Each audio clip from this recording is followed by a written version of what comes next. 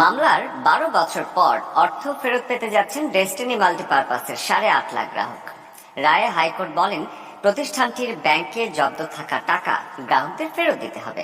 আর একে ঐতিহাসিক রায় বলছে দুদক। সংস্থাটির আইনজীবী জানান, এই প্রথম কোনো মামলায় অর্থ ফেরত পাবেন ভুক্তভোগীরা।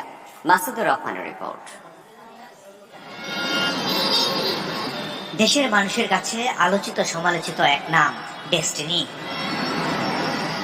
2022 সালের 12 মে ডেস্টিনি মাল্টিপারপাসের chairman lieutenant general Harun, MD Rafiqul Amin, পরিচালক মোহাম্মদ হোসেন সহ 46 জনকে বিভিন্ন মেয়াদে সাজা দেন ঢাকার বিশেষ জজ আদালত 4।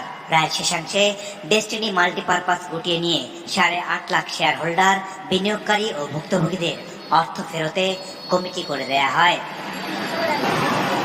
তবে পুরো রায় নয়, শুধু অর্থ ফেরতের অংশটুকু চ্যালেঞ্জ করে ডেস্টিনি মাল্টিপারপাস কোঅপারেটিভের পক্ষে ম্যানেজমেন্ট কমিটির সম্পাদক আজম আলী হাইকোর্টে আপিল করেন, যদিও আজম আলী আসামি নন।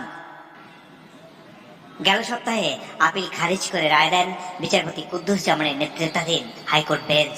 বলেন, ডেস্টিনি একটি ক্রিমিনাল এন্টারপ্রাইজ, যারা মূলত মানুষকে ধোঁকা দিত।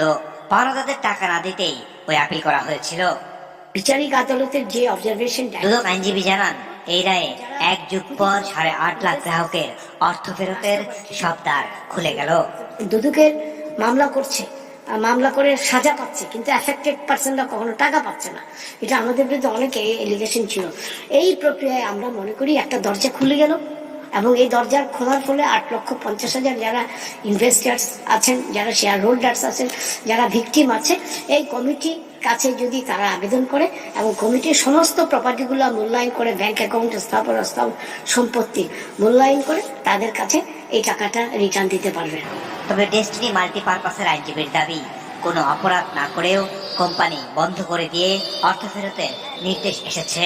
এর বিরুদ্ধে আপিল বিভাগে যাবেন তারা। যারা অপরাধ করেছে তাদেরকে আপনি বাদ দেন, তাদেরকে শাস্তি দেন, ফাঁসি দেন, সবকিছুই করেন, কিন্তু তার কোম্পানিটাকে শেষ করে দিতে হবে। আপনার মাথায় একটা টিউমার হলো, আপনি টিউমারটাকে অপারেশন করবেন। আপনি যদি এখন মাথাটা কেটে ফেলেন, তাহলে কি অবস্থা দাঁড়াবে? আপিলে তো অবশ্যই যাব। ডেস্টিনি 2000-এর বিরুদ্ধে দুর্নীতির আরেকটি মামলা বিচারাধীন রয়েছে ঢাকার আরেকটি আদালতে।